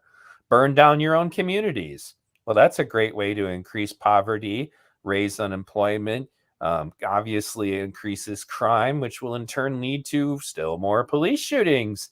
You know, then they're trying to bring a stigma back, like they shame people of color for marrying white people. I'm like, well, that's interesting. So now we need to unravel that issue too. You know, and then segregation. There needs to be places for people of color only to go where white people are not allowed to go, and that will lead to more freedom. Like, it literally just feels like somebody, you know, from say a Ku Klux Klan mentality figured out that the best way for them to go about undoing the civil rights movement was to convince people of color that what they needed to do was the opposite of what Martin Luther King accomplished.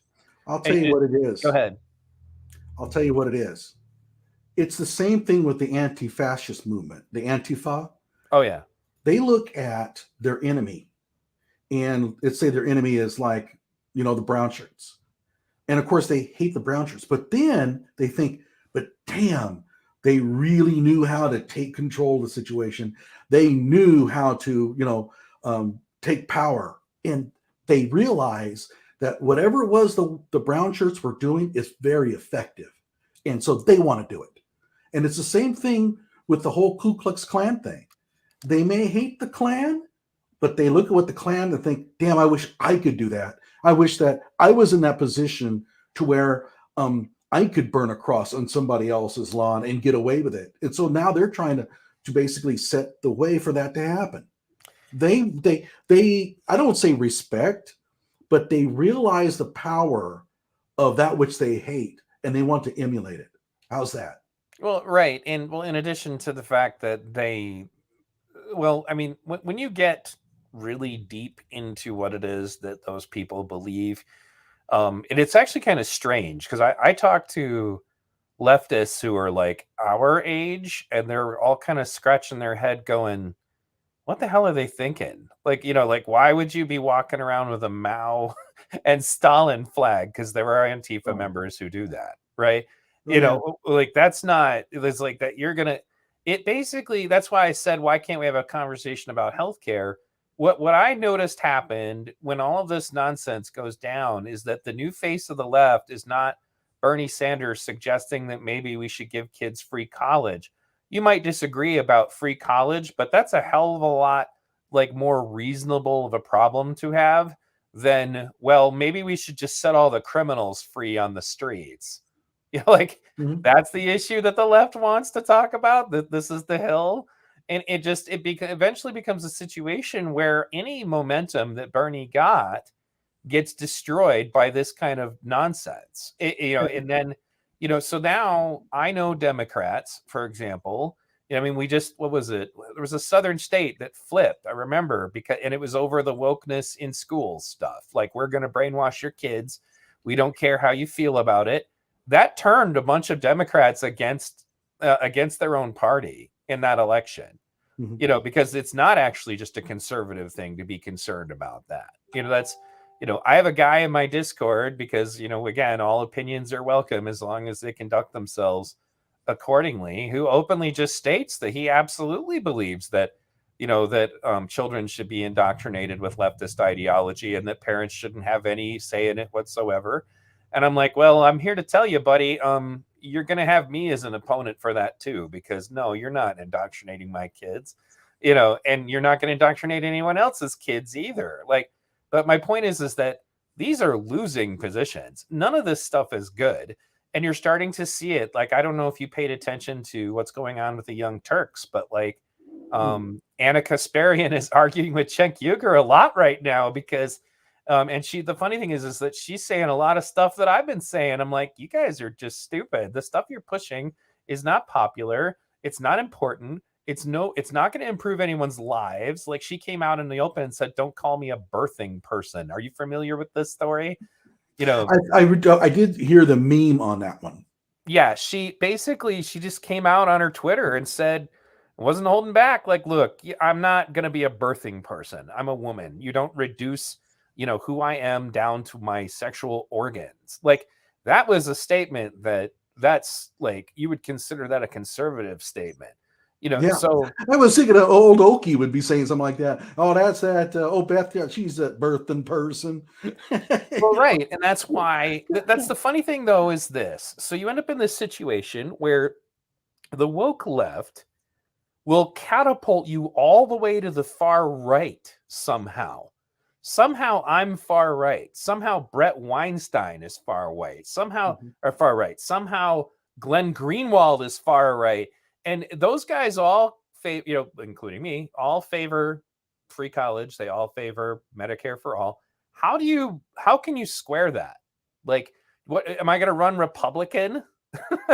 Like, if I was running for office with those positions? No. But because I won't agree with you about this one thing, I must therefore not just disagree with you. I have to be far right somehow. Like, you can't even do that. It doesn't make any sense. But that's how they put it. And it's because they want these woke issues to be the defining point.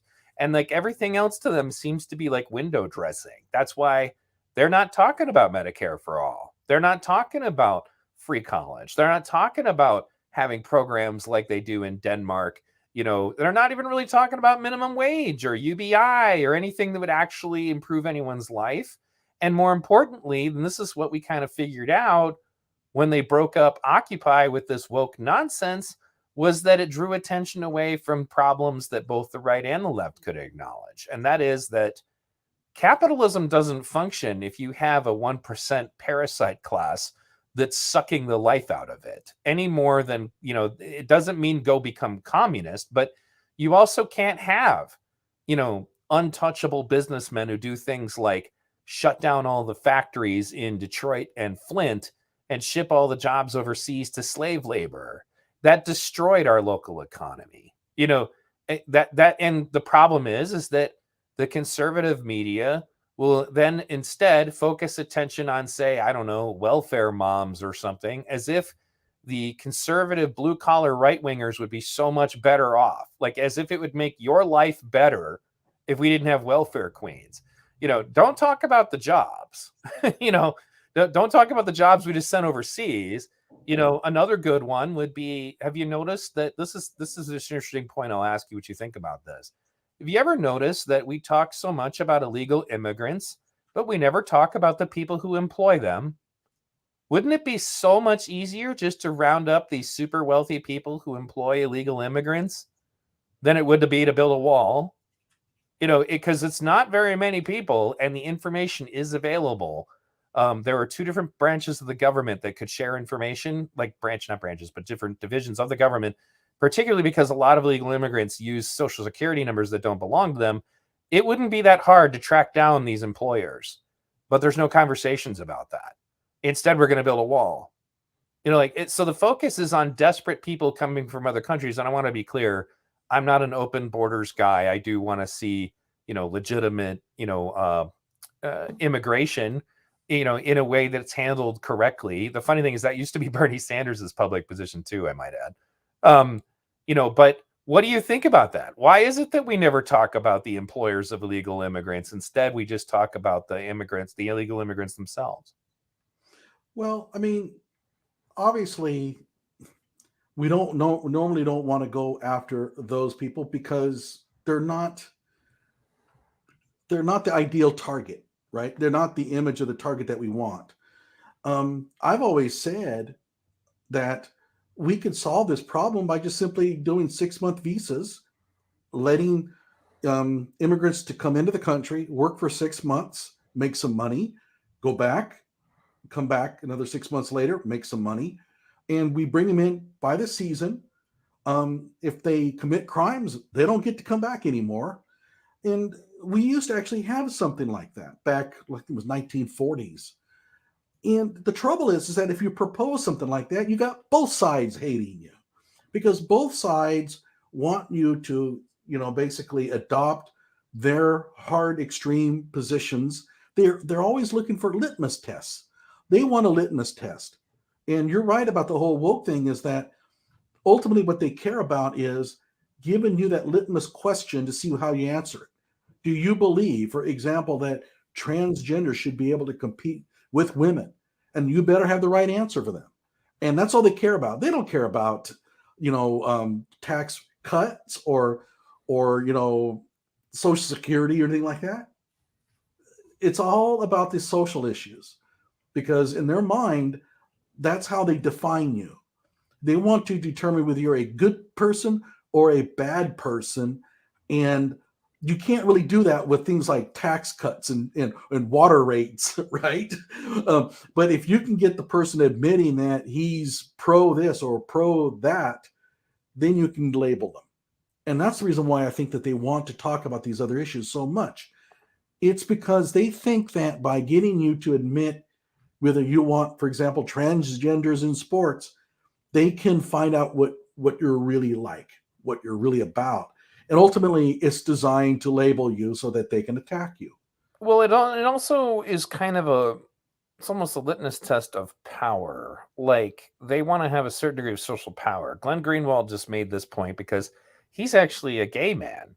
Glenn Greenwald is a left-leaning journalist who's a gay man who grew up during the 80s, and he talked about this. He basically said that it seems like, at this point, they're not really doing anything to help these people. If anything, they're drumming up homophobia, which was more or less conquered. I mean, maybe you wouldn't invite them over for your barbecue, but it wasn't like people were like patrolling the streets, beating them up like they were in the 70s, or the 60s, like that. It's undoing all of that. But instead, he said that what it's about is I want to have this control over you. Particularly, like he pointed out, like, because he talked about the trans stuff. He's like, so much of it is utterly irrational. So you need to obey them, even if what they are saying makes no damn rational sense. You better line up and do what they say anyway. And that's one of the things that George Orwell, who again was a socialist, who was trying to warn other socialists that you better be careful. These things can happen to you. That's what 1984 is really supposed to be about. That's what Animal Farm's supposed to be about. That's a left-leaning guy who gets quoted by conservatives all the time. But the reality is he was just trying to warn people from his perspective, like who shared his perspective. But anyway, my main point was, in one of his writings, he pointed out that if you're trying to eliminate objective truth, if that's the goal, then that is an indication that some form of authoritarian government is trying to take control. Some authoritarian element wants to take control because we don't want you to think about it. We just want you to obey and do what we say. And if it doesn't make any sense, oh, well, You need to, that's why I said that it ends up becoming about what 1984 was about we're going to rewrite words and we're going to demand that you go along with it, even, so that we can not just change, what you say, but how you think. And that's the reason why my channel hasn't been about right versus left for so long. I mean, I'll talk about it if, like I did my video about Bernie Sanders because so many of my viewers wanted to know why I supported him, but I don't smear it in their face. I think we have bigger problems right now. Like you remember Logical Checkmate? He said on, once when he was on a stream with us, if we can't even have reasonable conversations about, say, Kyle Rittenhouse, how the hell are we ever going to have a conversation about healthcare that's going to go anywhere, right? How are we going to, and he's very right. Like if we can't have rational conversations, nothing that we prescribe to be solutions is going to work. That's one of the reasons why, to bring it back around to what we were starting the stream about, having a non-clear, irrational narrative about police brutality is not going to be a good thing if we're trying to figure out what our solutions are going to be. If our understanding of police brutality is this warped, nonsensical, not connected to reality view of the problem, none of our prescriptions are going to be accurate to the disease. Yeah, I'll tell you, I've always listened to these events come out, and I always wondered to myself, what if I was a politician, let's say a senator, what would I say? And then I realized that no matter what I say, I'm bound to piss off both sides because that's where I come from. And then I started thinking about it. I think, I think our political realm has become just like a prison. When you go to prison, you try to run the middle of the road, right? Kind of hard. You either have to join one side or the other.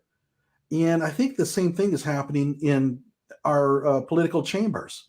It's like our politicians have to line up on the extremes one way or the other for protection. Because if you try to play the middle of the road, you just end up with both sides going at you. We have the whole rhino thing, right? Republican in name only. And I'll tell you, the conservatives I know, they hate rhinos more than they hate the left. Right. And when you ask them, well, why do you call them that?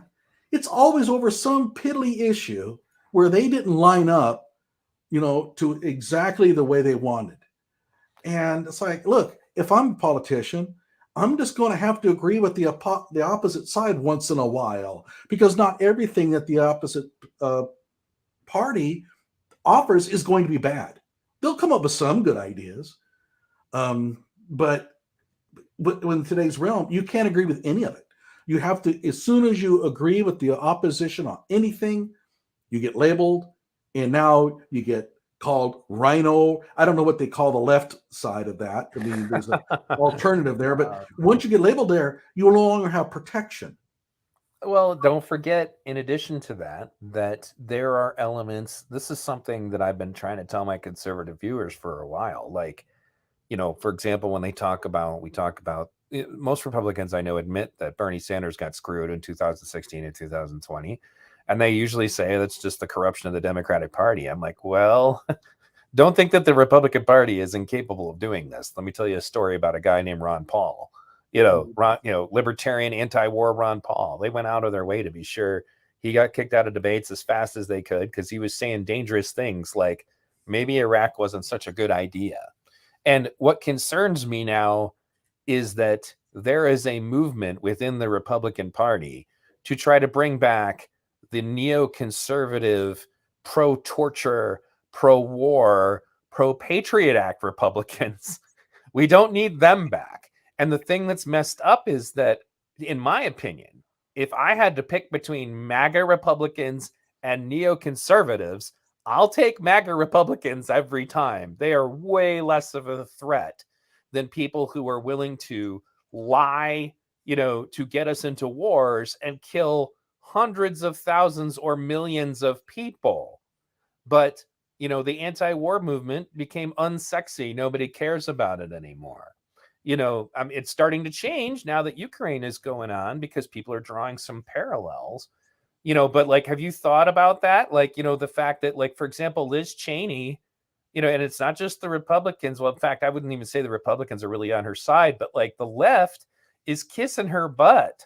Like, oh, she's so brave. Did you see the way she stood up to Trump and blah, blah, blah? I'm like, no, dude, she hasn't changed a damn thing. She's a horrible person. She helped her dad write the book stating that torture was wrong, and all of that was somehow unpatriotic, and still backs up the Iraq war. I'm like, these are evil people. Just because she talked bad about Trump, she's suddenly your hero. Like, but anyway, there's a problem that I see that is so much more dangerous, than Trump could ever hope to be. And people are so caught up in the culture war aspects of the Trump presidency that they don't really think about the fact that, this is actually something Jesse Ventura told me when I was working for his exploratory campaign. He's like, I got to give Donald credit. He didn't invade any more countries. And I think that's the real reason why they turned on him, because he wasn't. I'm pretty confident. I think that the plan was probably to invade Syria, and he wasn't on board, and he stuck to his anti-war tactics, and I think he's going to stay that way if he's consistent. But my point is that you guys within the conservative movement have another sleeping, I don't even want to call it a sleeping giant. It's more like a snake that's sneaking up behind you to bite you in the head. And it's, be aware of the fact that in the long run, okay, so Trump may have made some mean tweets. George Bush killed a whole lot of frickin' American young people, sending them to a war that should have never happened. If we had to discuss also which one of them is more fascist, the Patriot Act is a real fascist document. Like, that was the biggest step towards fascism and authoritarianism our country has had in recent memory. But they're so worried about Donald Trump because he might say something they don't like on Twitter. Hey, Neil, have I frozen up? You seem to have on video, but I can still hear you. Okay, yeah, it looks like it froze on video, but I can hear you fine. So what are your thoughts about that? I mean, before we go, we've been at this for a while. Yeah, I think that what's going to be interesting is the DeSantis Trump thing. And I'm telling people, man, if you see it all the time, like, I thought I liked DeSantis, but he said such and such. Well, I think it was that he was in a same picture with Soros, right? They like in the same frame. Oh, he's backed by Soros. I got to get rid of him. I'm like, geez, you know what? You deserve everything that's coming to you then. Because what's going to happen is you're going to have the Trump DeSantis divide coming up. And that's exactly what the left wants. But hey, what can I say? Oh, by the way, I never did answer the second part of your deal about what to do about police brutality. Remember, there were two things here. Sure. And my second one was that I think we need to get it across to the community, and especially in the Black community, that you have an obligation to de-escalate just as much as the cop does. This whole bullshit that, well, the cop is specially trained, so he's the one that should de-escalate. No, we've all grown through, adulthood, and we're certainly by the age of 15, we know that you're not supposed to do certain things, and there's no excuse for doing them. And this whole notion that, well, he was upset because he was scared of the police officer. No, he was a jackass, okay? And what happened to him is what happens to a lot of jackasses who don't understand that the police officer might be having a bad day. And maybe, because he's got a gun, maybe it'd be a good idea to not try to provoke him. But again, they always lay it on the police officer. Well, he's the trained one. No, we all have a duty to de-escalate these situations. And I mean, hey, look, if you smart talk back to the cop, okay, it happens. But in way too many of these cases, for example, Jaheim McMillan, he's in that car. He gets pulled over. Two of those people in the car basically gave themselves up. They weren't shot. He didn't. He got shot. And worst of all, when he ran from the car, he took the gun with him. Gee, I wonder what he's taking the gun with him for. Like there must be a reason. And people are, we're rallying behind him. He's only 15 years old. He's old enough to know better. And the idea, when I was a kid, 15, there was no way that I would have ever thought of running from the cops with a gun in my hand. I mean, it's just right. But now it's excused. So I think that the other thing that has to happen is we have to have an understanding that first of all, the police officer has a gun and he can absolutely kill you. Not to say that it would be justified or not, but he can do it. It has happened. So maybe it would be a good idea to not do things to get yourself shot. Like Jacob Blake, I dropped the knife on the ground. Maybe I should leave it there. Right. So you do stupid things to get yourself shot. And I think it would be very refreshing for once, just once, that the black community gets together and say, oh, hell no, look at that dumbass. He deserved it. And if we do that a few times, maybe this wouldn't happen so often. Well, they don't. The Jacob Blake one is an excellent example of that. That's domestic violence against black women. That guy was a piece of garbage. Oh, he was terrible. Yeah, and his victim is invisible in the story. Is apparently it's another thing. Just like Liz Cheney talking bad about Trump is baptism of her sins. Jacob Blake getting shot by the cops worked out pretty good for him, because at that point, the fact that he was a rapist, violating a restraining order, terrorizing a victim, none of that's relevant anymore because he got shot by cops. Right. And, but anyway, it's been a good talking to you, Johnny. Yeah, it's been 2 hours. So I probably, is it 2 hours? It's about 2 hours, I think. I'd have to look at stream. Yeah, it's been about 2 hours and I'm getting a little tired. It's also kind of hot in this apartment. I was going to open up my door, but it's only about 80-mile-an-hour winds outside. So okay, so go see V Radio, Neil's channel. Got lots and lots of great content, and I got the link up there for everybody. And I'll put my link up there. I don't know if I have mine handy, but I think everybody knows me anyway. But I'm Johnnie Walker Dread. Thanks everybody for showing up. We enjoyed it. And next time we got to get Strategic Eyes and Steve on the same stream.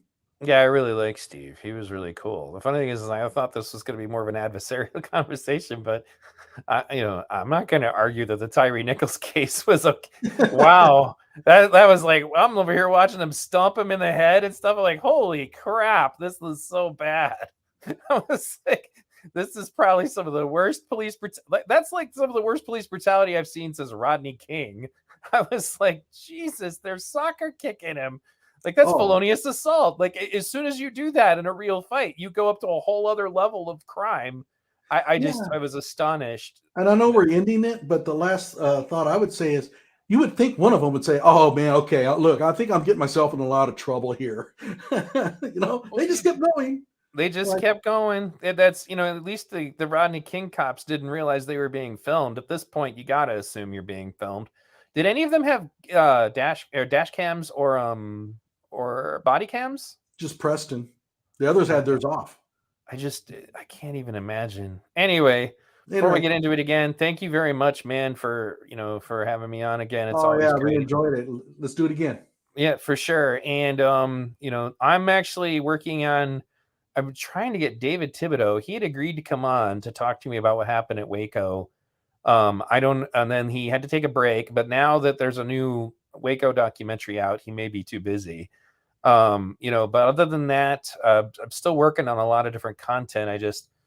My mentality hasn't been right due to things going on at home. Yeah. And when that happens, I can't be V. V is a character, and while I am a rational person in my normal life, I hold myself to a very high standard of behavior when I'm doing this on my channel. And, if I'm stressed, if I'm depressed, those are all things that can cloud your mind and make you ineffective in doing what we do here. So But I did do a bunch of long streams, so and some short videos. So if you guys are tuning in now, make sure you go back and watch the content I just did too. Yeah, I go to my channel. I got one up on a she-male who's threatening the police. That was a really funny one. And I've actually pushed out quite a bit lately. The next one I'm going to be pushing out is going to be probably on that San Francisco mayor. So take care, everybody. Great. Appreciate it.